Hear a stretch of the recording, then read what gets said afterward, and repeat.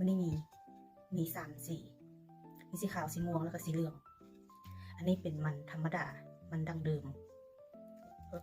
ฮ้อนๆเลยนี่อบใส่หม้อทอดไร้น้ำมันอันนี้มันดั้งเดิม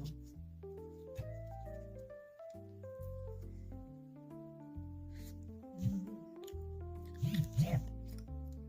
มักกินช่วงนี้มักกินให้กินมาแบบมื้อหนึ่งต้องได้กินเดือนหนึ่งถ้าไม่ได้กินนี่ก็คือทอดจ้อยๆอยู่นะอันนี้มันดั้งเดิม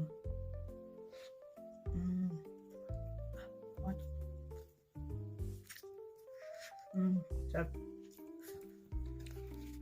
อันนี้มันม่วง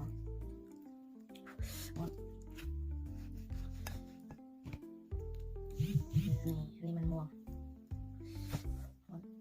อบใส่มาโทษนี่นะมันกินง่ายสะดวกสบายไปล้างๆแล้วก็ทิ้งซะแล้วก็แล้วแต่ว่ามีทริคใหม่มาแนะนำก็คือ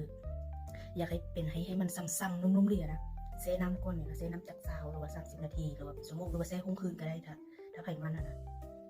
แล้วไปอบมันจะเป็นซ้ำๆเลยอันนี้มันม่วงครับมักไผ่มักมันเนาะแต่ก็มักกับเปอร์เซ็นต์อันนี้ก็มันเหลืองดั้งเดิมเลยนะอันนี้มันเหลืองดั้งเดิม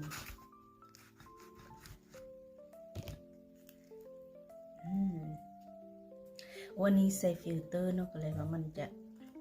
ไม่เห็นเหลืองนี่แต่ตัวจริงเนี่ยมันเหลืองดีเทียบใส่เกมโปะง่ายเซฟคือกัน